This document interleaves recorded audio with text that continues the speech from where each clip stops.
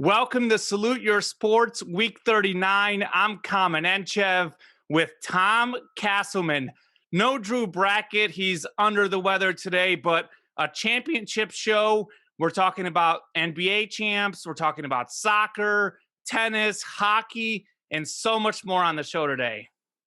Absolutely. Hoping Drew gets well soon, and going to be talking some MLB All-Stars as well. Those lineups just came out. The rosters came out, talking a little bit of snubs, maybe some people who we think may have deserved, although looking at that NL, it's really, really deep. But we will begin with the event that's going to be going on shortly after we start recording the show, actually, the NBA Finals, the blockbuster that everyone has been waiting for, Phoenix and Milwaukee. Is that how we drew it up? That's probably not how people thought. I mean, that is how Probably not. me and you thought going into the Western and Eastern Conference Finals. And I did think the Suns would make the finals once they beat the Lakers. But certainly when the season started, neither team was top 10 in the odds makers. Or the Suns weren't top 10. I think the Bucks were top 10, but neither team was among the first 3 or 4 favorites. This is going to be an interesting series, in a series where injuries will play a factor. In fact, we're going to have to kind of maybe even update you as Giannis. I think a game time decision. I don't know if anything has happened in the last 15 minutes before we logged on here to start the show. Yeah, I mean, talking a little bit about the injuries, both of these teams have certainly had great opportunities to get to where they are in spite of suffering some injuries themselves. I mean, we look at the Suns' path so far.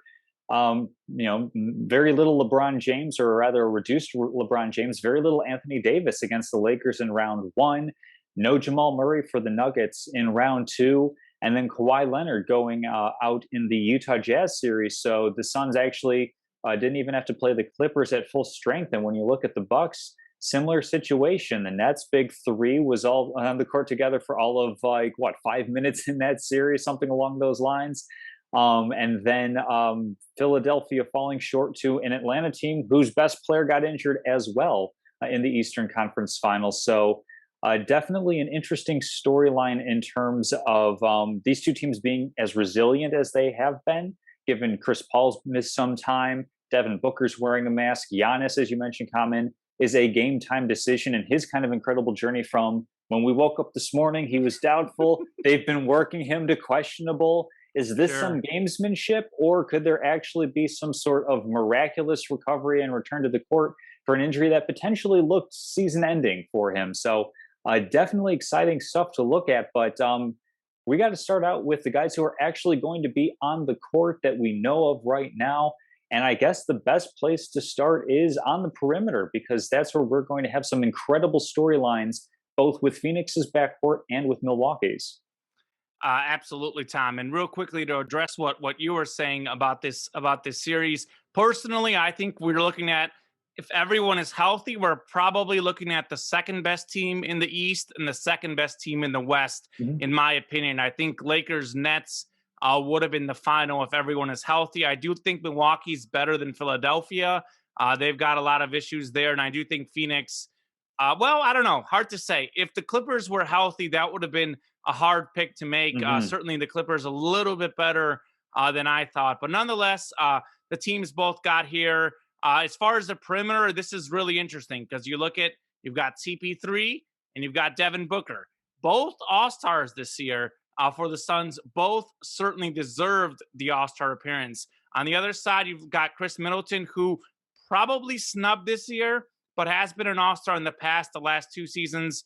Drew Holiday was last an All-Star in 2013.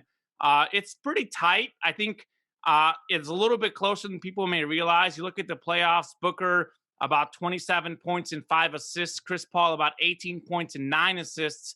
On the other side, Middleton about 23 points and 5 assists. Holiday about 17 and a half and 8.4 assists. In the regular season, somewhat similar numbers. Everyone's numbers are up a little bit in the playoffs, as is to be expected. But I do think Holiday and Middleton probably a little bit better than their numbers show, as evidenced by what we saw in the last 2 games with no Giannis. Holiday getting 25 and 27, Middleton getting 26 and 32. I do still like the Suns a little bit more just because I think Chris Paul to me is clearly better than Drew Holiday. As good as Holiday is, Chris Paul is an NBA Hall of Famer. Drew Holiday, quite frankly, is Mhm. not. Chris Paul runs the team better. He shoots better. He's a little bit more of a great decision maker and a better point guard. I do think Booker and Middleton are close, but again, I think Booker is a little bit more explosive, can score in a little bit different ways, as opposed to Middleton, who relies more on his shot and is a little bit more inconsistent. If you take a look at the field goal percentages, the Suns guys are more efficient, and you know how much I love field goal percentage. So I give the Suns the edge there. Yeah, I do as well, especially with that starting backcourt of Chris Paul and Devin Booker, two guys that have paired together just beautifully this season, and how they play together and complementing each other's games. To talk a little bit more, not necessarily guard per se, but if you look at some other perimeter players for the Suns, you got Michael Bridges, who's had a pretty good year in a role player type of role. He's not necessarily a star, but he'll give you some buckets. He'll give you some really good nights, and perhaps more importantly, he's going to be providing a really good defense for the Suns. I think they have the edge in the backcourt perimeter as well. You have Jay Crowder, who is a great player. If you look at just efficiency numbers, especially player efficiency rating, those love him a lot more than the proverbial basketball card numbers do of points per game, assists, rebounds. He does a lot of little things. And then I would be remiss if not to mention a former Chicago Bull and castaway Cameron Cameron Payne Payne. having just how do you even summarize his career where he's kind of drummed out of OKC, drummed out of Chicago, finds a home in Phoenix and finds a way to be a productive player. I think we're going to have a little bit more to say about his coaching staff putting him in that position later on in the show. I think Milwaukee, Drew Holiday and Chris Middleton, very well-rounded players, but they come up a little bit short on the depth. I mean, I know Dante DiVincenzo, a former Villanova player who's been really instrumental for them, isn't in the series. He's out with, I believe it's a knee injury. So I think definitely the Suns have the advantage in the backcourt, but something that's kind of a nice little bit of a renaissance in the NBA. Let's talk about the big men. We've got a star player on the Phoenix side versus, I think, probably better depth in Milwaukee. Tom, what do you see as the keys there? Yeah, real quickly, just a piggy point off you said. One thing to keep in mind though, the Bucks do have pretty good three-point shooters. They've Mm-hmm. struggled a little bit in the playoffs, but about 39% from three in the regular season, tied for the fourth best. Don't sleep on Pat Connaughton and Bryn Oh, for Forbes. I sure. know you talked about Crowder and Bridges, but I actually think the Bucks role players at the guard positions are pretty comparable. I just simply like CP3 and Booker. But as far as the big guys, this is really interesting because it depends on what happens with Giannis. I think Mm. if Giannis plays, Milwaukee definitely has the edge. He's a two-time MVP for a reason. But I think no matter what happens, no matter how healthy or unhealthy Giannis is, I think the edge is not as big as people think because we talked about this early in the series against the Lakers and in the series against the Nuggets. We thought that DeAndre Ayton was going to be a mismatch, a met handled by Davis and Jokic. Certainly, Davis played hurt. Ayton did outplay Davis, but that was not a healthy Anthony Davis. I mean, Jokic did outplay Ayton, but that's to be expected. Jokic was the MVP. I think all things considered, Ayton held his own pretty good against Jokic. And you look at what Ayton's doing. He's shooting 70% from the floor, Mhm. 16 points and 12 rebounds in the playoffs. He had that dunk that won them the game against the Clippers in that series. I also think that if Giannis doesn't play or isn't close to perfect, I think that Brooke Lopez and Bobby Portis are going to get more playing time. Brooke Lopez played great in the clinching game for them. Bobby Portis also. But I think Ayton is definitely better than them. And I think a really underrated player is Saric off the bench. He's always had really good production for them off the bench.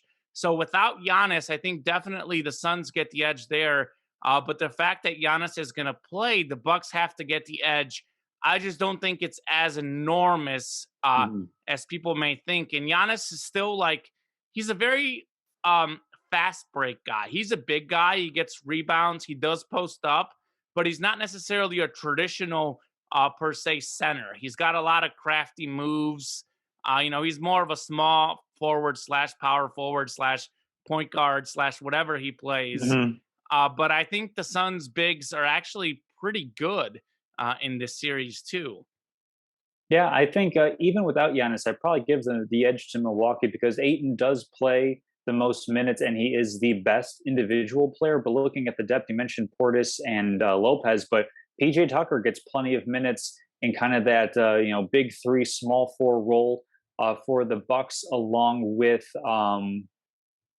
I am blanking on the other player that I had pulled up there, but I think that the depth that Milwaukee has is definitely pretty strong up front. Outside of Ayton and Sarge, I think that Phoenix is going to have to go small, if anything. I don't think they're going to dip much further into their depth. They're just going to try to force more of a perimeter mismatch with Milwaukee. So it'll be interesting to see how that develops. Obviously, Giannis's health is the paramount question going into the series.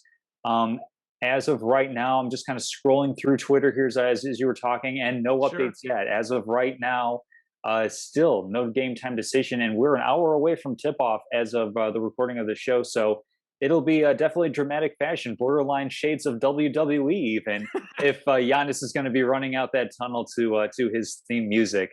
Moving into some other keys for the series. Um, I guess this comes down to the same question: better duo? Is it going to be Giannis playing with Middleton as the best duo, or is it going to be Chris Paul and Devin Booker? I think, given the status of Giannis, or rather the lack thereof, it makes it a pretty easy answer. But we can also talk about, in a perfect imaginary world where everyone's Sure. healthy, what the better matchup is there. Yeah, I mean, I think in a perfect imaginary world, it's very interesting because I think of the four, Giannis is the best player, and I think Middleton is the worst player. So you've got the top guy, and you've got the 2, 3 in the middle, and I think both duos mix really well because you look at Giannis and Middleton, you've got a guy who can get you paint points in Giannis, then a guy like Middleton who can hit some outside shots and can hit the shots at the end of the game. Meanwhile, the Suns really both guys can sort of take a break. Chris Paul every once in a while, if he gets tired, he can have Devin Booker bring the ball up the court, Cameron Payne bring the ball off the court. And at the end of the game, you never know who's going to really take the shot between Paul and Booker. And both guys, I've said this a lot, both guys are over 90% from the free throw line in these playoffs. So in close games, I actually think Booker and Paul, I trust them more down the stretch. Um, and I think what is going to make it harder for Giannis is the Suns actually play a fairly slow tempo, Hmm. not like the Suns of Steve Nash back in the day, and they actually play even slower with Chris Paul than Cameron Payne. So Giannis does a lot of his work in transition. So I think against most teams in the NBA, I would say Giannis and Middleton might be a better 1-2 duo. But in this series, even with a healthy Giannis, I actually still like Chris Paul and Devin Booker because Phoenix has the top defense in the playoffs, top 7 in the regular season. They don't turn the ball over much because Chris Paul is their point guard. He doesn't turn the ball over. So I don't think Giannis is going to have as many runouts or easy Hmm. baskets. So I actually like the CP3 Booker duo a little bit better, even if Giannis is 100%.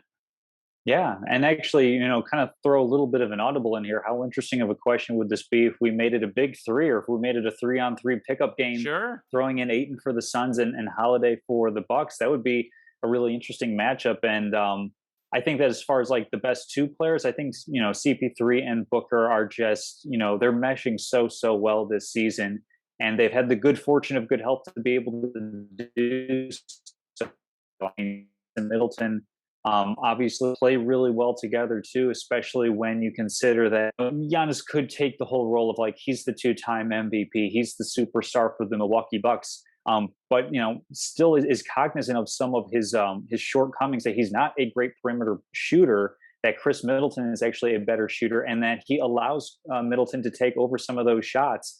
You look at that pivotal, I believe it was Game 5 in the Eastern Conference Finals, where Middleton just went on a tear, shredding the Atlanta Hawks, and Giannis was completely cool with that, knowing that this is the best way to win. So, I mean, we're talking about two duos that are so complementary to each other when they play.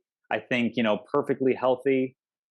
I mean, I really like size and I like length. I might give like on that point the slightest edge to the Bucks on that, but I think CP3 and Booker are absolutely going to be running it on this series. And if we even extend it to the big three, which I think we'll see those types of matchups, I think we'll see a lot of Middleton versus Booker, Holiday versus CP3, and then even Aiton versus a Giannis.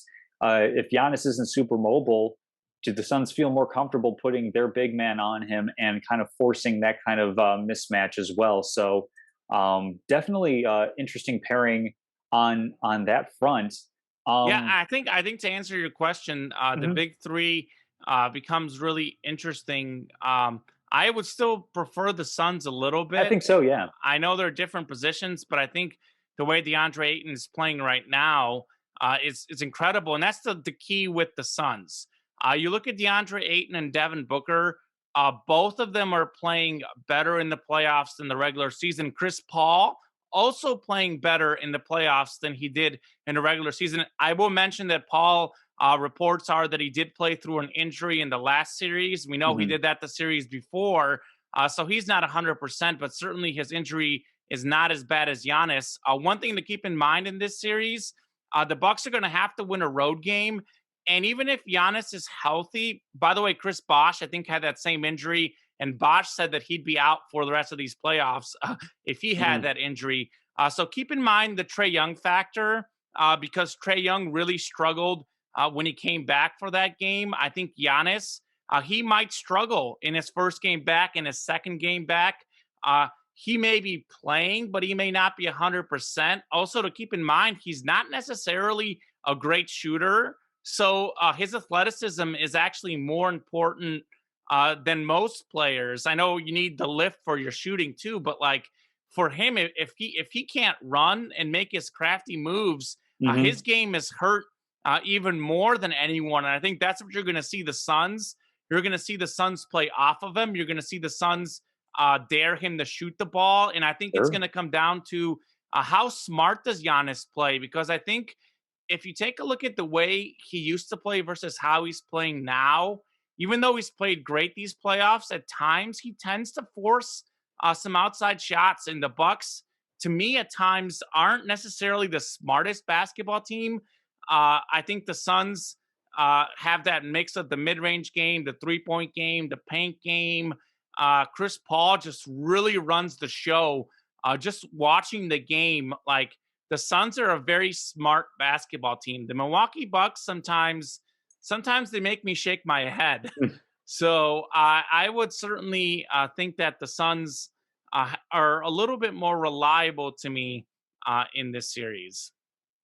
Yeah, in terms of kind of limiting mistakes and being smart, that's going to come down a lot to the role players in this series. And I'll kind of define the role players as anybody who's not Aiton Paul Booker for the Suns, anybody who's not Sure. Giannis Middleton and Holiday for the Bucks, as those are kind of like the big three. In terms of role players, I think for me the criterion going into that is, can I pick out five guys to round a rotation, because rotations in the NBA playoffs typically are 7 to 8 guys, unless of course there's an injury of some kind. But you don't really have length or deep or depth on the bench. For me, I look at the Suns. I can say Michael Bridges, Jay Crowder. I can say Cameron Johnson, Cameron Payne, Dario Saric. There's five right there. There's your rotation Sure. along with the big three. I think I trust that more than I do the Bucks, where I'm looking at Pat Connaughton, Bryn Forbes, Brooke Lopez, Bobby Portis, PJ Tucker. So I picked five out there too. Um, but I like just kind of like the overall versatility, the overall, offense to defense, playing both sides of the court for the Phoenix Suns. A big complaint for the Bucks is that they are very reliant on three-point shooting. Mike Budenholzer, their head coach, comes from, I believe, the Greg Popovich tree, if memory serves, out of San Antonio, where it was Tim Duncan in the post, and you had a bunch of three-point shooters around him, kind of towards the twilight, or is it the dusk, whatever the end of the day is of Tim Duncan's career. Sure. Kind of that space and pace and 3-point shooting on that. I think the Bucks can get hotter than the Phoenix Suns. I think their variance is a lot more. They're going to have a lower low, but I think they're also going to have a higher high. I prefer consistency going into series, especially when you consider that role players play better at home. Suns have more home games than the Bucks do in this series, at Sure. least if it goes to a full seven. So I think I like Phoenix a little bit better there. But it definitely wouldn't surprise me if Milwaukee just comes out, like gangbusters and just hits a bunch of shots because their 3-point shooting can get that way. Yeah, Tom, I think one thing to keep in mind, you might know this, the only player in this series who's actually played in the NBA Finals is Jay Crowder. Hmm. And he's a guy who's put up efficient numbers. And if you hear the Suns locker room, I know Chris Paul is the top dog leader, but there's a lot of compliments about Jay Crowder's leadership. Absolutely. And he's a guy that can play both ends. He can sort of play small, power forward, shooting guard. He's one of those players that I think is better than the statistics show. And I think he, to me, is like a big time role player in this series and a guy that's going Hmm. to make a difference. And I think you said it, like Cameron Payne is playing better than he's ever played. Bridges, that guy, by the way, is a winner out in Villanova. I know he hasn't won in the NBA, but that's a guy who knows what winning is like. And even though he hasn't played in the finals, Chris Paul has played a lot more big games too for the Suns. I know he's not part of the role players, but I think he makes them better himself because I think if you play on a team, a guy who dishes the ball out as well as Chris Paul, I think he does a better job of making the role players better with that fit as opposed to a Drew Holiday or Giannis. And I also Hmm. think for the Suns, I think it showed when Chris Paul was out against the Clippers the first two games in that series. They jump out to a 2-0 lead without him. I know Devin Booker was phenomenal in game one, but if you remember game two, Booker didn't play that good. And they beat the Clippers in game two without Chris Paul, with Devin Booker not playing very well. So the Suns players have proven a lot. I will say the Bucks players definitely proved it too. Brooke Lopez and Bobby Portis in Game 6 against the Hawks played pretty good. So everyone has to get credit, but I don't think Brooke Lopez is going to be scoring 30 points a game every night. I think that Right. consistency point that you talked about, very, very true in this series. So I give the Suns a slight edge on the role players as well, and I give them Suns the edge on health for sure. We're Hmm. going to get to intangibles, I think, in a little bit. First, we'll talk about coaches. Who do you think is the better coach in this series? I mean, it has to be Monty Williams, right? Like if you look at they Yeah, added CP3 in the off season, and they were, they had that great run in the bubble, that 8-0 run, and still came up just short of making the bubble playoffs over the summer last year. But just I know it's a cliche to say that a coach is pushing all the right buttons, but he knows how to speak to his players. He knows how to put them in positions to succeed. And anybody will tell you that you have the best success as a player when you are just reacting, playing, and you're not thinking. And Monty Williams has done a phenomenal job getting his players into that mentality. I know, CP3, we've mentioned him on a couple of different fronts in terms of not only being a member of the Big Three, but also helping out the role players. He also helps out as almost a coach on the floor because he's that smart. He thinks the game at that level, which is incredible. But I don't want to take anything away from at all from Monty Williams and his staff and everything that he has done to get this team to where they are at this point. That's not to say Mike Budenholzer, who I checked was in San Antonio for 17 years under the Greg the Popovich fact tree. check. He's a fantastic coach as well. I believe he was the coach for the Atlanta Hawks when they had their NBA best record a couple years back. He's done a good job of having this team navigate. They closed out the Atlanta Hawks without Giannis for the last two games of that series. So no snub to him either. I mean, you're coaching in the NBA Finals. That's a select group. Not very many guys have rings, in this profession. So I give the edge to Monty Williams just because of the way that the Suns have been playing. But Budenholzer obviously gets a close second. Or he makes it a really, really close pick between the two. Yeah, let me say this, Tom. I think for me, part of what makes this Monty Williams for me as well is how does he mesh with this superstar? I think Monty Williams and Chris Paul have more of that special connection. He Hmm. talked about it in the post game interview with Scott Van Pelt after Game 6. The special connection that they have together, I think, is very key for him.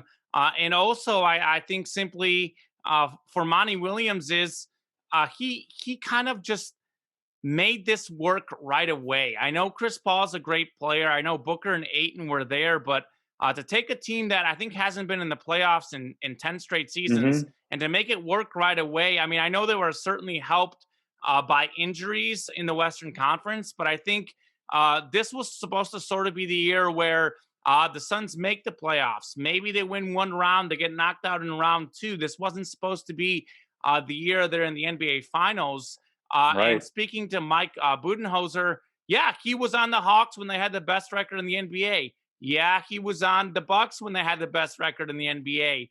I know maybe they overachieved in the regular season, but you could flip that and argue that perhaps Budenholzer hasn't been able to deliver in the playoffs. I could also sit here and argue that Milwaukee would have been out round two had the Nets been healthy.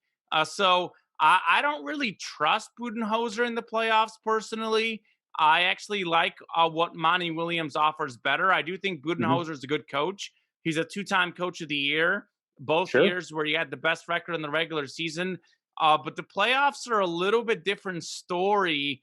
And I think Monty Williams draws up the offense a little bit better. And personally, I am going to take Monty Williams for me as the top coach here.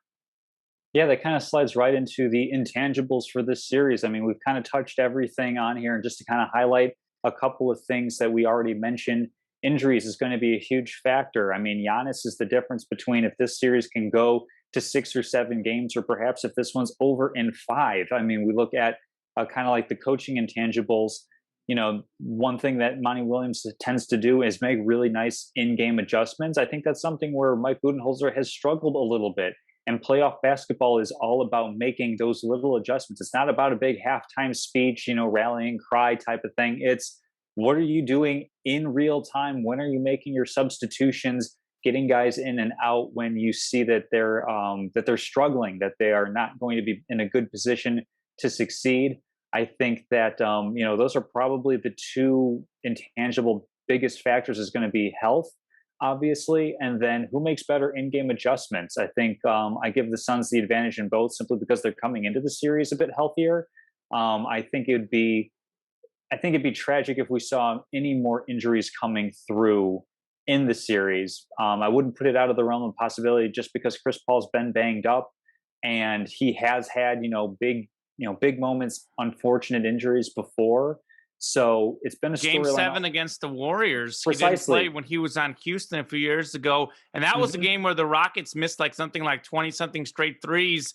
Chris Was Paul, that the we know, same was year? Wow. yeah, that was he was the mid-range Yeah. master and he could get to the bucket. I feel like if he played in that game, maybe the Suns or not the Suns, the Rockets don't jack up as many threes. And Chris Paul says, "Hey guys, look, Hmm. chill with the three ball. Let me drive to the hoop. Let me hit a mid range game because you have to be able to adjust. If something isn't Sure. working, you got to be able to adjust. That's why I just love Phoenix so much because they can shoot the three, they can drive to the hoop, they can hit the mid range shots. And I think if you're talking about intangibles, the Suns are 11-2 in their last 13 playoff games. They're hot. They are the hotter team right now. They're the healthier team and they've literally had more rest. And I think that they showed it against the Nuggets. They swept the Nuggets in 4 games. Then what did Hmm. they do when they got that series done early? They won the first 2 games against the Clippers. So it shows that they're not one of those teams that doesn't adjust well to a long layoff. And Monty Williams said this before they got Chris Paul after the bubble when they went undefeated in the bubble, which by the way also again shows you that they had that long break. They went into the bubble. They adjusted right away. Monty Hmm. Williams said that this isn't the same old Suns. And boy, even Yeah. him in his wildest dreams could not have imagined this. And I'll tell you other intangibles. Obviously, the Suns have the home court.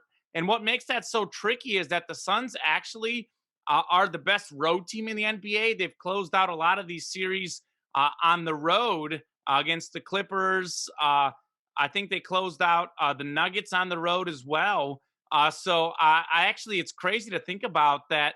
Milwaukee is going to have to win one, maybe even 2 games in Phoenix if they're going to win this series, because I think Phoenix could go into Milwaukee easily and pick up a win. By the way, Phoenix did beat the Bucks both times in the regular season by one Mhm. point. So that'll be interesting. So yeah, for me, Phoenix definitely gets the intangibles. I wish Drew Brackett were here on this show because he's Mr. Bucks. He's Mhm. picked the Bucks the last 3 years in a row. He's looking for a third time as the charm.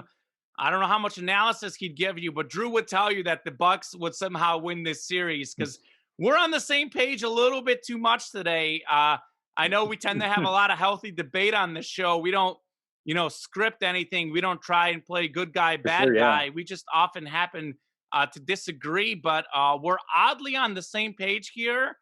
And I don't know if that bodes well for our picks. I think we've done well recently. We've made the same picks, but it just makes me a little bit nervous. Are you feeling Mhm. nervous, Tom? Because I actually really want the Suns to win. I do Mhm. want Giannis to win a championship, but I think Chris Paul deserves the championship. This is quite honestly maybe his last chance to do it. I know the Suns will be a contender next year, but the Lakers all of a sudden LeBron and Davis are going to come back. They're going to reload. Who knows what happens with the Clippers? Mhm. Certainly, you never know when you're going to get back to the finals. So I want this for Chris Paul, who's 36. I know he's defying the age, but you can only go for so long. Although, don't say that to Roger Federer, 39, in the Wimbledon quarterfinals. We'll have more on that later in the show. Yeah, no, I'm not nervous at all. I'm in one of these kind of nice positions where I am perfectly content with whoever wins the series. I think both are great storylines. I think both have great stars that would be achieving, the ultimate precipice in their game. I think that in terms of who wins the finals and how many games, the most common thing that I'm hearing is Phoenix in six, and that makes a lot of sense to me. If Giannis were healthy, I might actually be leaning Phoenix in seven. I think that they've just continued to play so well throughout the playoffs and continue to just almost defy a little bit of expectation and how easily they're clinching some of these series. They've had some tight games, but they haven't had a game seven yet. They've done exceptionally well in ending things early. So, given that they've been good on the road, I think Phoenix in six makes the most sense. And I think that the only thing that might change it is if is basically it's Giannis. If Giannis isn't able to go game one, if he's not even able to go game two, I mean, we could see Phoenix winning this one in 5 games pretty easily. I think if Giannis somehow, like some miraculous way, is like 90, 85, 90%, maybe he can will the Bucks to a game seven. But I think most likely it's going to be Phoenix in six. I hate to say it, man. The Phoenix in six sure does sound good. They've won the last series in 6 games. They won the first series in 6 games, the second one in four. Uh, I actually think it could be Phoenix in five, to be honest with you. Hmm. I mean, if Giannis is there, it wouldn't shock me. And obviously Chris Paul's health is also a concern. If Chris Paul goes down injured, Giannis comes back, this series might flip. So, I mean, I wouldn't be shocked with anything. I mean, Hmm. given what we've seen in the NBA playoffs, given what we've seen in sports the last year. I mean, you saw my statement of the week this Yeah. last week. So much parity. The underdog tends to have won so much this year. So nothing would shock me, but I mean, if I were betting my mortgage, I would take the Suns, and Oh I no. actually think, yeah, I mean, I think it could be 5 games. I will say this about the Bucks. One thing that they've really improved that's gone really quietly under the radar is they're second in the playoffs, allowing 103.7 points per game. In the regular season, they were 22nd, allowing 114.2 points. So I think the Bucks defense has vastly improved throughout the playoffs. But then again, we talk about Giannis being out and how it hurts their offense. Well, Giannis being out really hurts their defense too. He's a defensive player of Yes. the year candidate or winner. I guess it didn't make sense when he wasn't guarding Durant. I still don't know what happened there. Again, this is one of those things that makes me say Monty Williams over Budenholzer. How was Giannis not guarding Durant more often in that series? While the Bucks defense has improved, ultimately I still think the Suns have a better defense, and that matters. I think great offense beats great defense, but I do think that still it helps when you've got a good defense. And I've talked about it. Uh, the Suns are shooting 86% from the free throw line in the playoffs. The Bucks, Tom, what do you think they're shooting? Pretty bad. They're somewhere in 70, like the 70s, what, right? 71%, barely above Wow. 70. Giannis is shooting like 54%. Drew Holiday, who's normally a solid free throw shooter, not necessarily great, but he's actually only shooting 66% from the line. So if these games are tight in the close games, I really like the Suns in the close games. And just I know it's different. I know they made the finals this year. They took another step back, but given what Mhm. we've seen from the Bucks in the last few years, I still don't quite trust them. I really don't. Phoenix, on the other hand, I know they're young, but Devin Booker and DeAndre Ayton are playing their best basketball of their careers in the 2021 playoffs. That tells you a lot about the mentality that they have. I mean, that is a big deal. It really shows you that they're not scared. I know Booker has been incredible in closeout games. I know CP3 closed out the last game, but just ask the Lakers what it's like to face Devin Booker in a closeout game. LeBron James will tell you it's tough. And, Booker's a guy that Kobe Bryant identified as a future great player. I know Chris Paul also identified him. He said one of the reasons he wanted to play in Phoenix was so that he could play with Devin Booker. So I actually really like what they would do in a close series, and I think they've got the X factor, man. There's just Mhm. something to be said about the it factor, and it doesn't really do it for me with Milwaukee. They're just something just not there. Whereas Phoenix, just these whole playoffs, it's like they deliver time after time after time, and just when you're ready to question them, like when they got down 2-1 to the Lakers, yes, I know Anthony Davis getting hurt certainly helped, but they got down 2-1 and it's like, oh, here we go. Lakers will close them out. And LeBron James has beaten teams by himself before. He was also hurt. But coming back against LeBron James down 2-1 is pretty hard. I mean, I know the Warriors couldn't even beat him up 3-1. I know that's a different LeBron. And Yeah, for sure. same deal with the Clippers, though. The Clippers, you thought the Suns would close them out in Game 5. They lose that game, and all of a sudden, people are like, "Well, are the Clippers going to come back again?" No. Chris Paul said, "No, no, no, no." He Dikembe Mutombo'd them because he said Mhm. no. So I like the Suns in this series. I would be surprised if Milwaukee won this series. I do think even if Milwaukee had the home court, even if Milwaukee had Giannis, I still wouldn't pick Milwaukee. Sorry, Drew Brackett. He has Milwaukee in 7, by the way. Yeah, no, it's definitely going to be an interesting series to see. As of right now, I think the latest we have from Adrian Wojnarowski is that Giannis did some pregame work and still game time decision. That was as of an hour ago, and I'm not seeing anybody reputable saying anything else different. I'm always hunting No for that blue check Woj mark. bombs.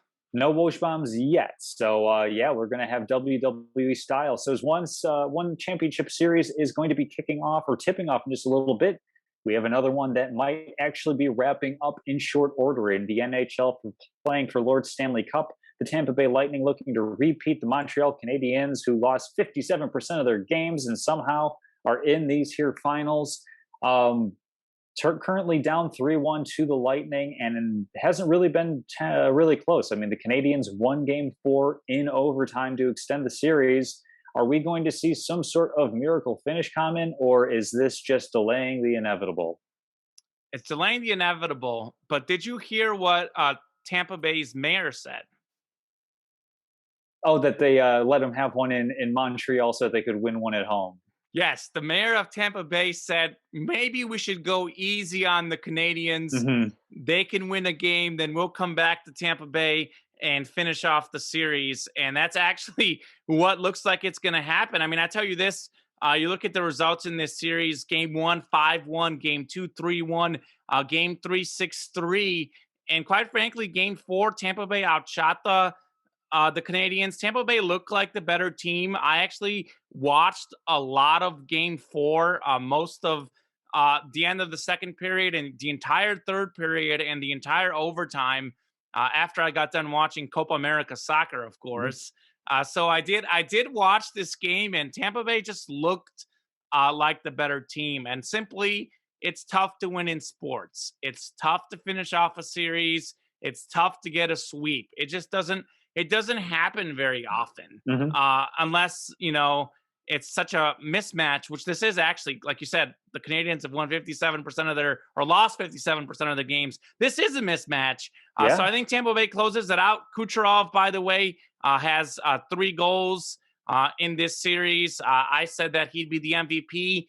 Looks like the MVP of the playoffs, the MVP of the Stanley Cup. Tampa Bay is going to party. I know they're not necessarily the most passionate sports city, but I think they're going to be pretty happy come tomorrow night, Wednesday, and they'll win the Stanley Cup. Absolutely, yeah. The only thing that might derail things is a tropical storm. I'm not sure if it's been upgraded to a hurricane that is coming around, but the Good series point.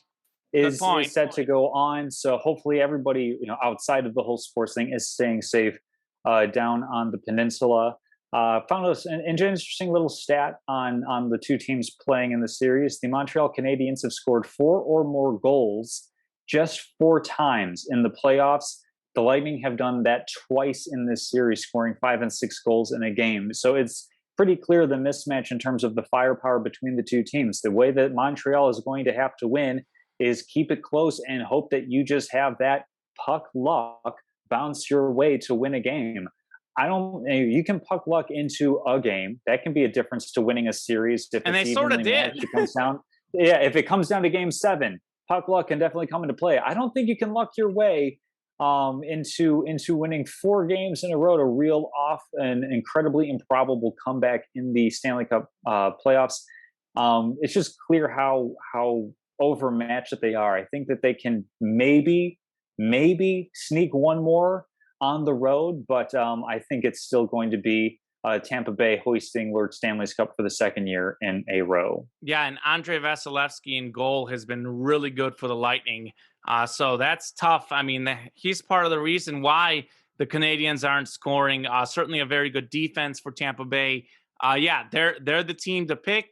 I think finally we see the favorite win a series in these playoffs and in the Mhm. sports world. Of course, March Madness in the Super Bowl is a 1-game scenario. This is a 7-game scenario. So a little bit different. So yeah, I'm going Tampa Bay as well. Um, Absolutely, yeah. And moving into Major League Baseball, we can touch on this briefly, as I'm sure sure. that there will be changes on the rosters heading into the All Star break because injuries are the story this year across many sports, especially for my hometown Chicago White Sox, receiving some Ugh. bad news today. Might talk a little bit about that later on Is it in the the Grandal program. injury? Yep, 4 to 6 weeks, Oh, which because I actually actually for a left knee for a tendon issue actually sounds a lot better than I thought. I thought that'd be 4 to 6 months.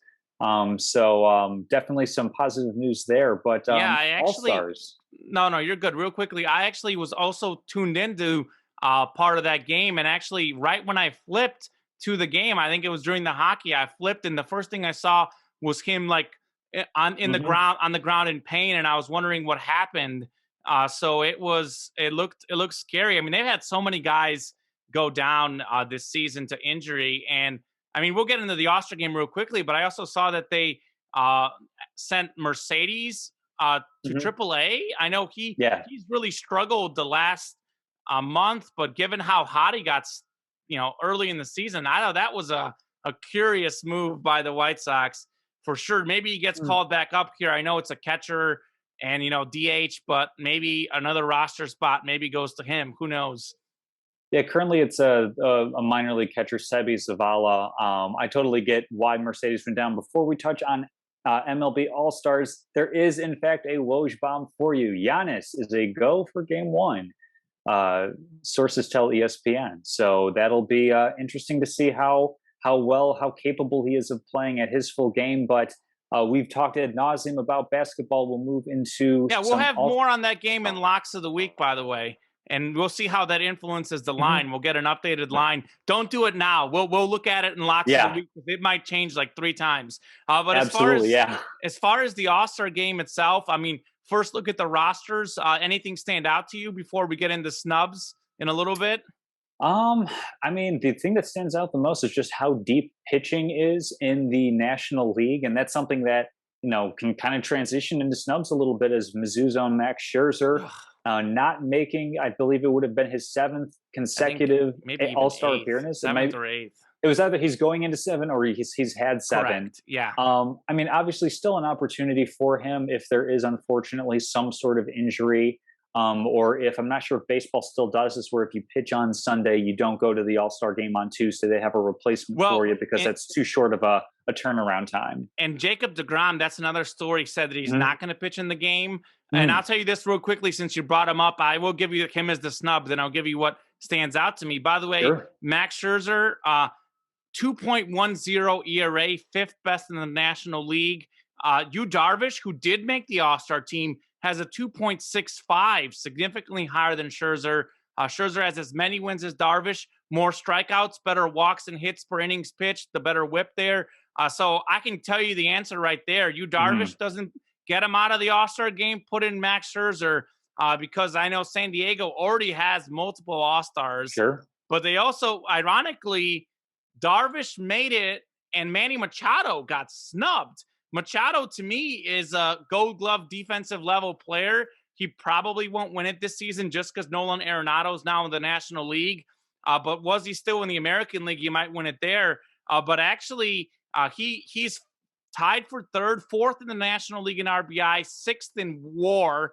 He's actually got a little bit better numbers than Nolan Arenado, who's the starter, and definitely better numbers than Chris Bryant, who doesn't even play third base anymore. And then Eduardo Escobar from the Diamondbacks. I had to look up who that was. I didn't even know who that was. I will tell Another you this. former White Sox.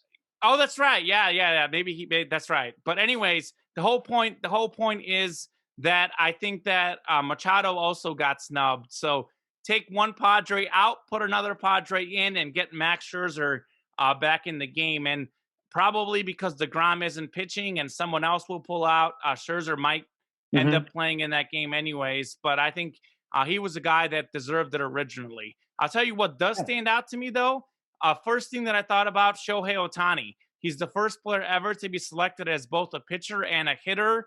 You can debate whether he deserved it as a pitcher or not, but he's the guy Hmm. that can throw 100 miles per hour and hit the ball 450 feet over the wall. He's leading Major League Baseball in home runs right now. He had 6 home runs in 6 games last week. Ohtani did, and he's like 4 ahead of Vlad Guerrero Jr. now. I think in the Took latest. off. Yeah, I mean it's crazy what he's doing, and we haven't seen this before. And I actually think baseball, obviously, we know this has a publicity problem. They've got advertising problems. The fact that Otani isn't even more talked about than he is a problem Hmm. because he's doing historic things, and I think this All-Star game is going to be a great opportunity for him to put on a show. I think NBA is going to be off that Tuesday night. I think they're also off Monday night, maybe. Not as much sports going on. Hockey probably going to be over. All the soccer I love is going to be over. So I think some people might tune on into the home run derby. They might tune into the All-Star game. I expect this to be the Otani show this next week. I think he's going to win the home run derby. I think he's going to be the MVP of the All-Star game. I think he's going to pitch a scoreless inning, probably hit a home run in the All-Star game because he'll still have that home run swing going from the home run derby and all that he's done this week. And I saw a thing on Twitter today that showed a home run he hit in the Japanese league where he hit it on top of like a roof. Hmm. So it was just incredible. So he stands out to me. DeGrom not pitching also stands out. That'll be tough not to see him pitch. And Vlad Guerrero Jr. going for the Triple Crown in the American League stands out also. So you talk about the National League pitchers. What about the American League hitters? This is going to Yeah. be an interesting All-Star game. Yeah, absolutely. A lot of fun stuff to look forward to on that. I think just really quickly on Shohei Ohtani, I don't think that he deserves to make it as a pitcher, but who cares? It's an all-star game. It's an exhibition. The fact that he's the first, two-way player who can hit and pitch and both representatively well, I think that makes him a star in and of its own right. It's a regional game. You need to have better national representation, and Shohei Ohtani is absolutely doing that. So baseball should be trying to get him in front of as many cameras as they possibly can heading into that weekend where it's typically kind of a dead period for sports. This year, obviously, with finals, the NBA finals going as late as they are due to the season starting late with the pandemic, changes that calculus up a little bit. But Right, but the definitely going NBA to be an finals aren't exciting going to be series. Yeah. going Monday or Tuesday. I The think they have a All-Star wink, game. wink, nudge, nudge. Hey, don't step on our toes. We won't step on yours, and Yeah, we can all share in this here pie. So it's now we're going to get smart thinking by both leagues. very smart business. So now this is the part of the program where I'm going to sit back, relax, and strap it down, as Hawk Harrelson likes to say, because we've got Euros and Copa America talk coming your way. Common, you've been watching it intently. I have occasionally checked a score here or there. Sad to say that my Belgium Waffles are out of the tournament, facing off against what's looking like a really dangerous Italy team. I know that much at the very, very least, surviving on penalty kicks today against Spain, which I believe sets up for England in the final, if I'm not mistaken. Well, Or don't count your chickens before they're hatched. Is that the saying? Did I get that saying right? that is, in fact, the saying. Well done. By the I'll let you way, take it from here. the announcer, I think it's Ian Dark or one of the announcers on ESPN. He keeps saying Renaissance because he's a British guy, and you keep It's saying so great. Renaissance. It's such a great pronunciation of the word. That's your word, and my dad pronounces it Renaissance as well. Yeah. That's the British pronunciation. So the amount of times I've heard the word Renaissance in the last 2 weeks is greater than literally my entire life. As Chris Traeger would say from Parks and Rec, literally hear that word all the time. Do we need to retire it or no? Are we going to keep using it? No. This is one of those things that should continue. So yes, Italy did make the Euro final as I predicted. I know last week when France went out, I said Italy's my new favorite. I said they'd win it, and I'm going to stick with it. I'll tell you this though, Italy did not deserve to win today. For as great as they've played this whole tournament, they quite frankly laid an egg against Spain. I was really disappointed in how Italy completely let Spain run the game. I know Spain is a passing team. It was expected they'd get more possession, but Italy didn't really do much with the ball. They got lucky to score the first goal. It went 1-1, got all the way done through extra time, went to penalty kicks, and Italy won in the penalty kicks. I wasn't even going to say this before the show, but might as well. Let's have a little fun. We've had all sorts of stuff today. Drew Brackett under the weather. We pushed the show back, and then we pushed it back a little more so I could watch soccer, and then we were going to do the show, and the lights in my room went out, so I had to go find where the switches were in this house. They were hidden. They were almost in a door that I couldn't pull out of. So I actually completely missed the penalty shootout. But I saw the highlights, and it was dramatic. And Spain, even though they got their penalties right against Switzerland, not a very good penalty team. So as soon as they went to penalty kicks, I knew Italy would win. As far as England, they're the heavy favorite against Denmark tomorrow. That's a huge storyline. Denmark, of course, had Christian Eriksen, their star player, collapse on the field. He nearly passed away. They believed that he was gone, and then the doctors revived him. His teammate played a large part in saving his life. Denmark, a great underdog story, having lost their first 2 games in the tournament, now all of a sudden rattling off several wins in a row, finding themselves in the semifinals. These teams played recently, and England had trouble scoring against Denmark. So England is the favorite. If I'd bet my mortgage on it, I'd bet on England. But don't think that this is going to be an easy game. And England has never won the European Championship. They've won 1 World Cup. All the hype over the years, all this, it's coming home, it's coming home. Well, it could come home because England hasn't given up a goal this whole tournament. They finally scored 4 goals in the last game. But I'm still going to pick Italy because I think Italy's better than England. Drew has England winning the whole thing. I've got Italy over England. You're probably just going to pick Denmark just to be fun, right? I mean, I could. Let's see. I've been to both countries. I liked Italy better, so I'll go with Italy.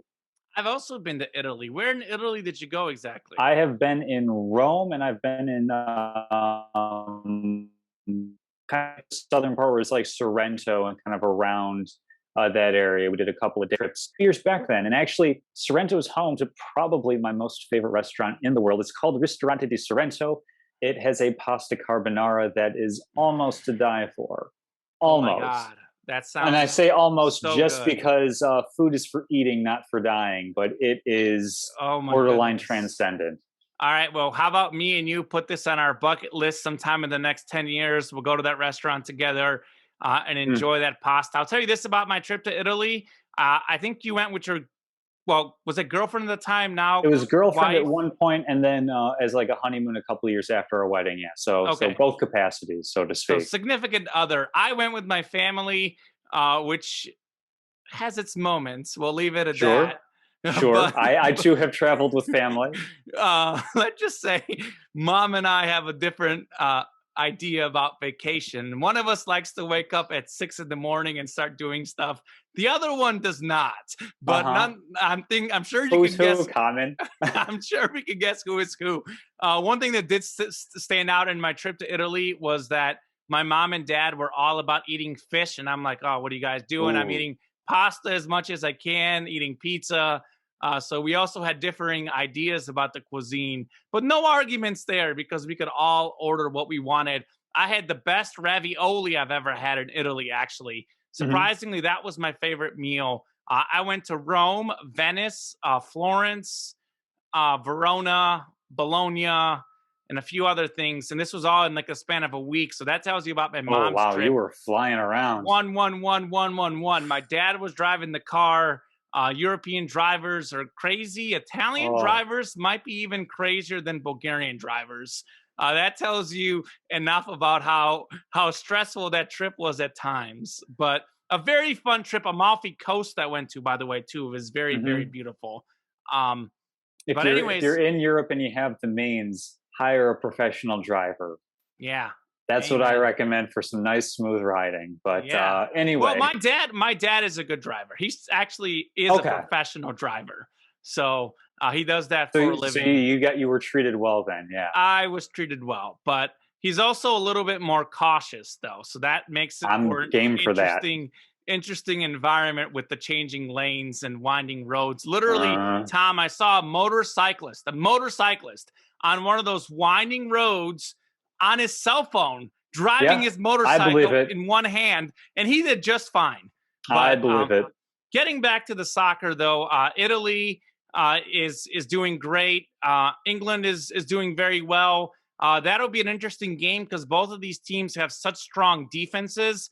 Bonucci and Cellini are incredible. Those guys seem to never age. They age like fine Italian wine. That back pair, the center back pair. So I'll take Italy to beat England in the final. As far as the Copa America, this is the one where I'm really interested, and we're about to get off the air here soon, just so I can watch Lionel Messi and Argentina. Greatly looking forward to that. Messi leading the Copa America with 4 goals and 4 assists, putting on an absolute show, showing why he's the greatest soccer player right behind me, the greatest athlete in the history of the team skilled sports. I think certainly some Olympians would be in the mix for that. But as far as the skilled team sports, Messi to me is the greatest that's ever done it. He doesn't even dive. You sent me stuff about players diving on the ground Hmm. and getting up after a Oh, goal. that Well, player was for Italy, wasn't he? I might have to yes, it was reconsider my Immobile. decision. Yeah, you'll probably have to resend your pick. But I'll tell you this: Messi doesn't do that. Argentina about to play Colombia tonight. I think Argentina beats Colombia. Another brilliant game for Messi. Then that would set up Argentina and Brazil in the final. This is what we all predicted on the show. Drew has Brazil. You've got Argentina, thankfully, like me, and I've got Argentina as well. I think Argentina was the favorite in the 2015 2016 Copa America against Chile, lost in penalties. Messi has lost in like 4 finals before. I think it's time he gets a little luck. I think things go their way. Brazil has the better team. Brazil would win in a 7 game series, but this isn't a 7 game series. So give me Argentina. Vamos, Messi. Vamos, Argentina. Copa America Campeones. That's what I'm talking about.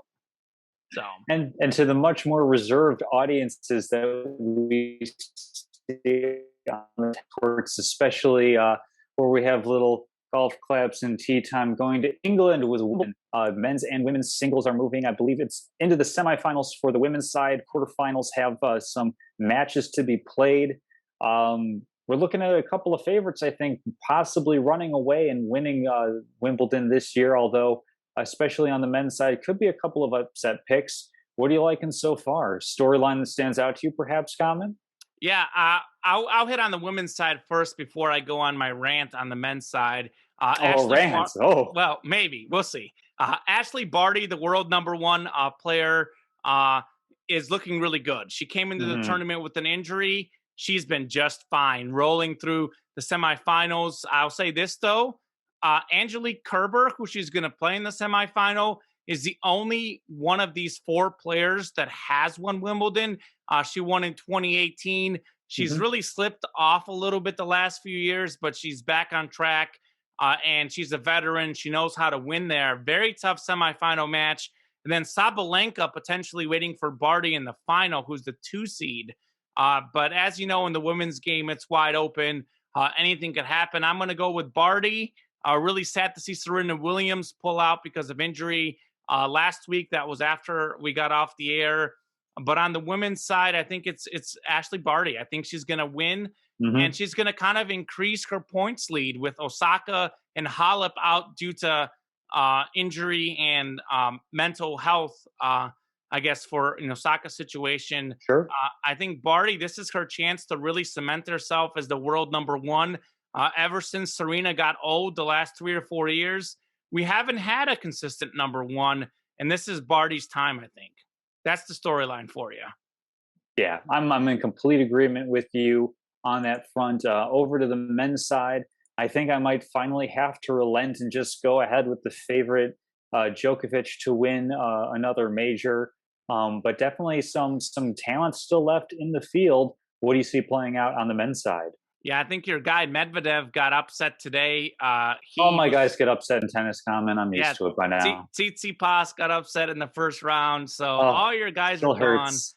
My pick in Novak is still there, but my guy Roger Federer. So we got Federer, my number 2 favorite athlete, Messi, my number 1, right there, behind me there. I'll tell you this, Roger Federer has been the story to me. He's gotten better every round. He's 39 years old. He turns 40 on August 8th. My fellow Leo, our wonderful zodiac sign that we are, one day before my cousin is born, by the way. So shout out to my cousin, probably my favorite member of my family, at least up there. Well, maybe, I don't know. Hard to say who my favorite is, but ahead of my brother. Backpedal. Backpedal. Maybe a little bit ahead of my brother. But anyways, Roger Federer has been phenomenal. He's playing some really strong tennis. He's moving well. He's hitting drop shots, squash shots, forehands, backhands. He's doing everything. And for him, the story is, can he get to the final? Well, all of a sudden we had Medvedev lose. We had Zverev lose. He's actually going to be the higher seed in the quarterfinal and in the semifinal. So I think we might see a Federer-Djokovic Wimbledon final, which would be a rematch of the 2019 final. Obviously, 2020 didn't happen because of COVID. That was one of the all-time great matches. Djokovic winning in 5 sets. Federer was serving for the match, and one of the truly heartbreaking sports memories of mine. He wasn't able to serve out the match. Djokovic actually won less points in that match. Federer won more total points, but Djokovic seemed to win all the clutch points. So I know certainly now Federer is older. Djokovic is even better. So, I mean, if you were going to bet your mortgage, bet on Novak. As I said before the tournament started, Novak versus the field.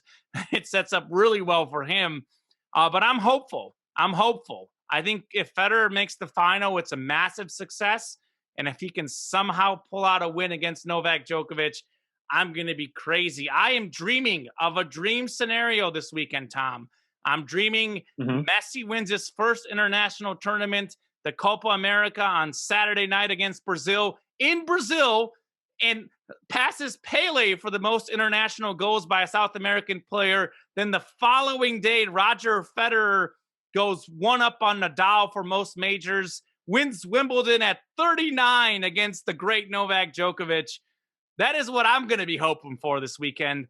I think at least one of those won't happen. Maybe both won't, but please, please give me one, if not two. This is why we watch and play the games, is for the fandom, for the storylines. And speaking of fandoms and storylines, we have none of that in the next segment, where everything is cold, calculated. We are going straight up and down with our locks of the week. I'm sure that, Common, if you want to do a quick recap as NBA tips off in a couple of minutes, and we want a couple of bets to go on official there. Sure. So take it away. Yeah, so quick recap. Season record, Tom Castleman. Whoa, as my mic gets hit. Tom Castleman has come out of nowhere. The guy has been under 500 since day one. It's been a long journey back. He was down as much as about 20 games under 500 least, yeah. when we got started. He is now all of a sudden 55, 55-1, even on the 500 mark. A big week, 2-0-1 last week, finally getting a tie. He had Royals' first 5 innings against the Red Sox. They tied. He had Astros over 5.5 runs against, I can't even remember, the Orioles, I think they played. Mm-hmm. They scored 7 in a 9-7 loss. Reggie Jackson over 19.5 points for the Clippers against the Suns. He had 23. After several 2-0, 3-0, 2-1 weeks, the first place Kamenechev, by the way, 53, 52-6 on the season. Finally, a bad week for me. I was 0-2-1. I drew on that Red Sox Royals game in that first 5 innings as well. I had the Clippers Suns under 214.5 points. That was 218. And I had the Yankees minus 1.5 over the Angels. The Yankees lose 5-3. So yeah, I'm 1 game over 500, 1 game ahead of Tom. Drew Brackett, 6 games under 500. He did have a good week going 2-1. He had the Clippers scoring first against the Suns. That worked out well. He had the Lightning minus 1.5 over Montreal. They won 5-1.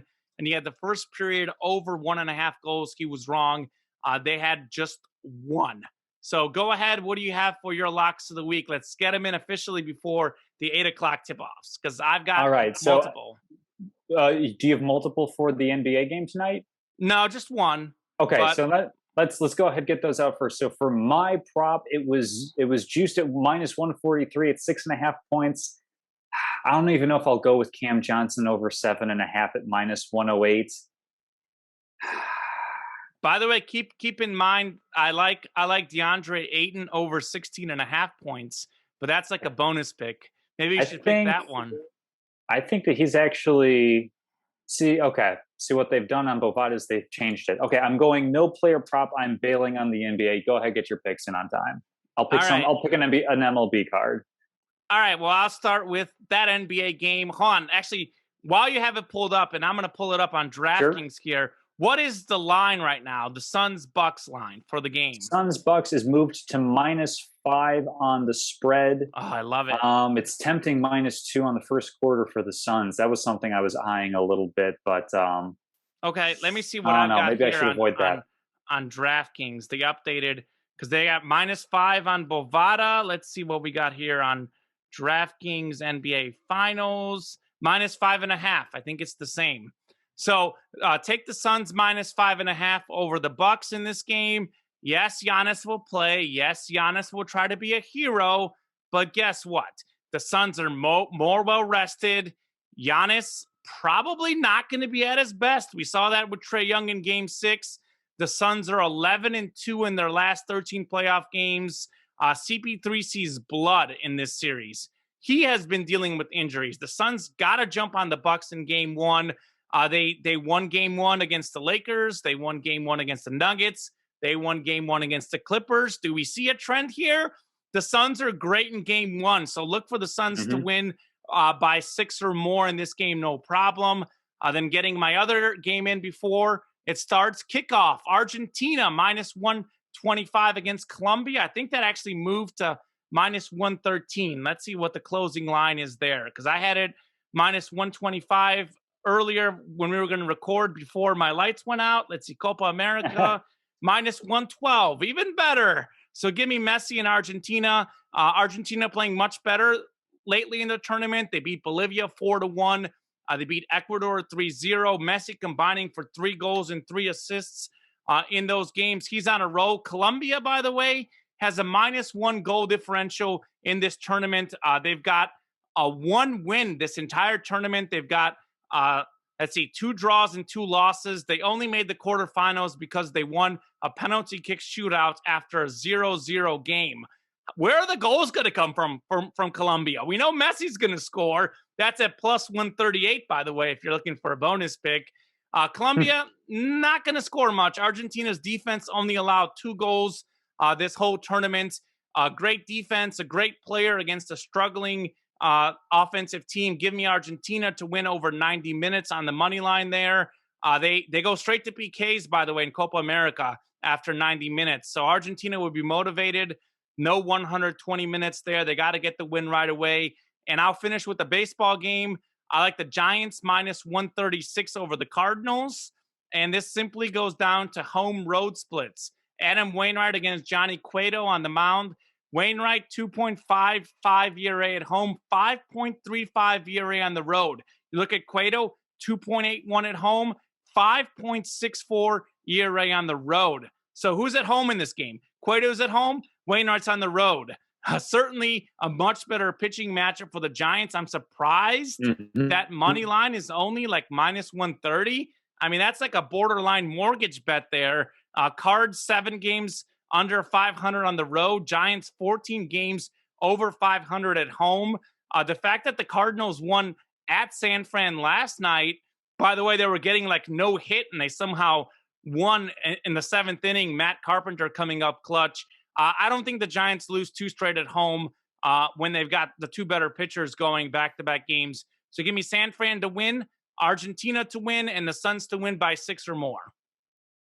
All right. So going to my picks, I'm going with a straight up and down MLB card, kind of talking in a similar vein to the whole mortgage bet that you were mentioning, Common. We have the first place Boston Red Sox favored on the money line at -117. It's up to 120 now over the LA Angels.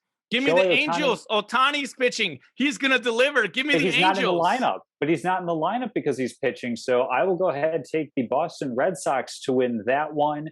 I disagree. I'll fade you.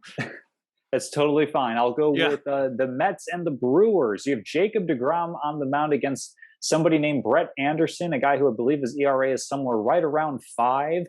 You can't win in baseball if you don't score any runs. So give me Jacob deGrom and the Mets -1.5 at -125.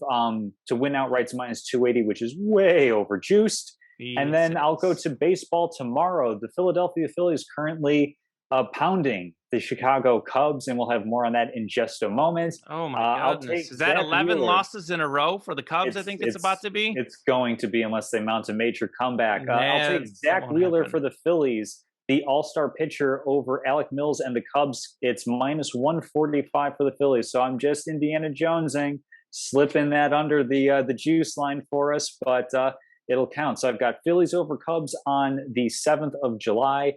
And then for tonight's show, which everybody can see if I was right when the show probably posts, I've got the Boston Red Sox winning outright, and I have the Mets winning by 1.5 runs. Love it. Love to see it. I probably agree with all that minus the Angels just because I'm riding that Ohtani train. Statement of the week. I think you're going to talk about the Cubs, so I'll let you transition. Sounds like you're going to talk about the Cubs, right? Talking a little bit about the Cubs. It's time for Cubs ownership to finally get their wish. They get to just trade away players, acquire prospects, and not really have to worry about trying to win a fielding team. That still remains profitable in the near future. As the Cubs are on the verge of losing their 11th straight game, it kind of feels like the beginning of the end for this current generation, which is going to go down as one of the most bittersweet teams in Chicago history, perhaps even just United States sports history. We're talking about a team that, similar to the '85 Bears, had a meteoric rise to the national level of popularity. You had the Super Bowl shuffle for the Chicago Bears. Name me one other team in the NFL that did something so braggadocious and was kind of loved for it.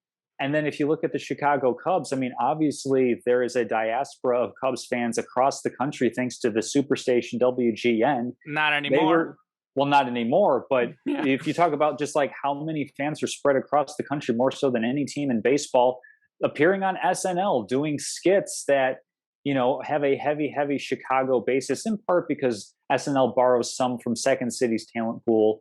But And their definitely, backup catcher is on Dancing with the Stars. What does that yeah, tell you? exactly. Like that's like Grandpa Rossi. Everybody loves him. So The it's manager now.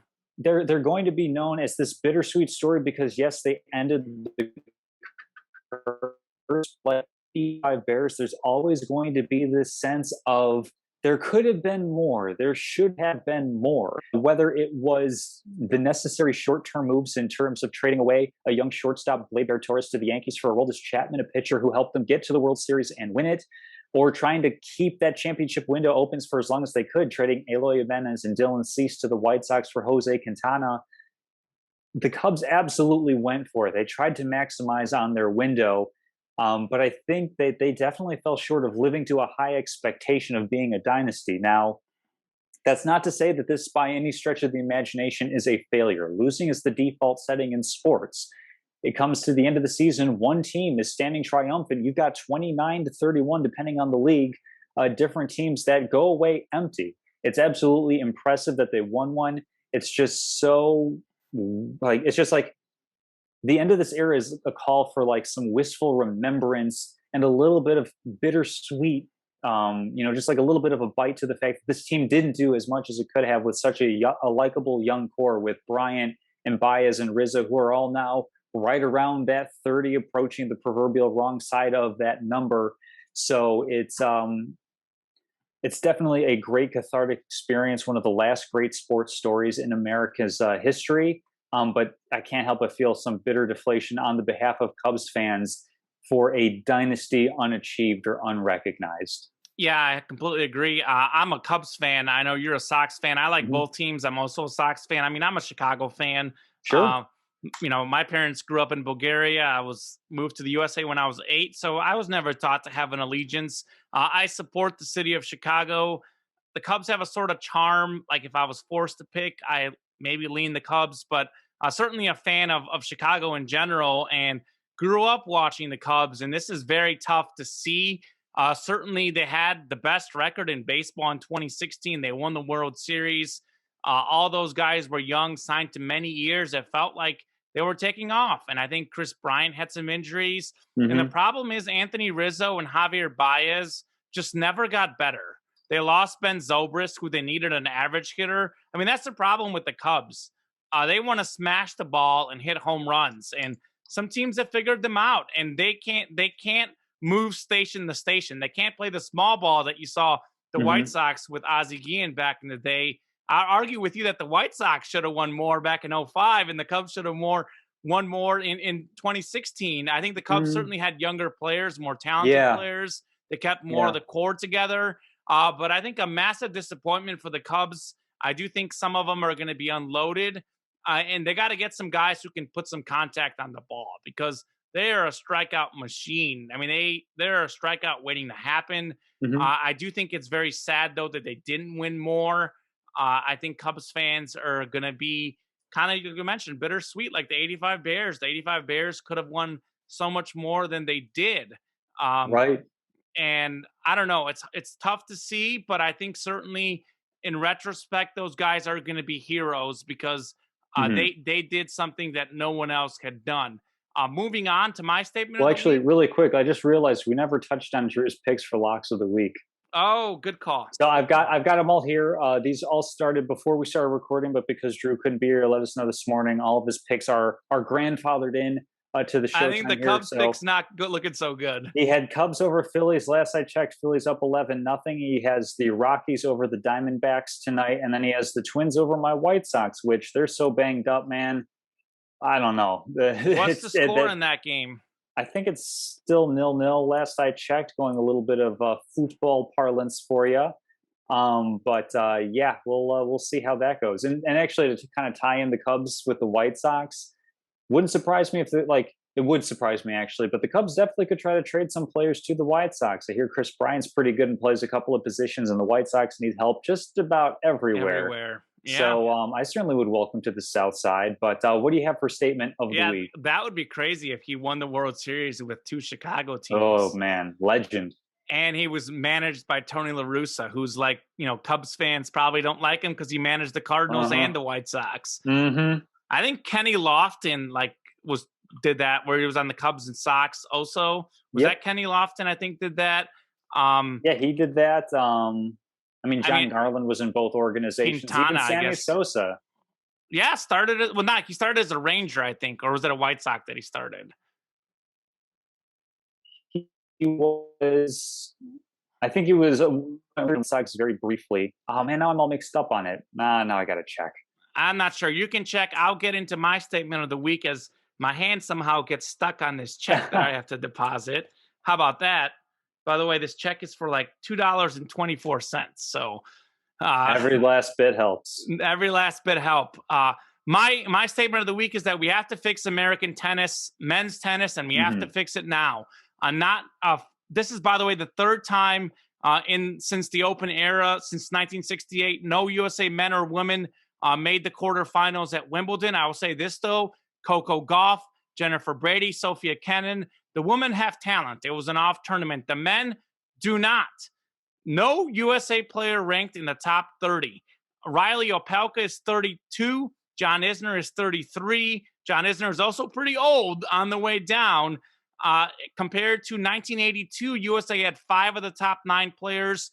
July 1991, 7 of the top 20 were Americans. John McEnroe, Jimmy Connors, Andre Agassi, and of course, the former GOAT, Pete Sampras, until he got surpassed by not 1, not 2, but 3 guys in the same era. My gosh, yeah. Those guys were the great tennis players. So quoting an ESPN article that I read today, tennis coach Craig O'Shaughnessy believes that coaching in the States hasn't been quite connected enough to strategy. The traditional USTA practice session is where we get out there and we hit 100 balls cross court to start. Then we do our patterns and we throw in some serves at the end. He says he thinks it's easy for actual point construction to take a back seat. Meanwhile, Brad Gilbert, a coach and analyst, former coach of Andre Agassi, he believes the style is too one-dimensional. Too big serve, too big offense, iffy movement on defense, in part because Americans don't train on the clay. He says the young players need to train on the clay more, where they learn to play defense, much like the great Rafa Nadal. So really sad to see the Americans men's tennis game really do so poorly. I would like them to, step up. Andy Roddick in 2003 is the last major American winner. It's been 18 years. So they've got to do something to fix the American tennis game because I would like to watch Wimbledon and see an American I can cheer for. Now that Federer's about to retire, I'm looking for a fresh face. So give me someone from American tennis. I'm all on board with that. All right. Well, Tom, I think that does it for the show. I'll be intently watching the NBA Finals, but I will not watch much of Game 1 because it's Messi and Argentina time. I've already missed a few minutes of this game, so I'm going to get out there and watch some soccer. Let's go Messi. Let's go Suns. Let's go San Francisco Giants. Have a great night, everyone.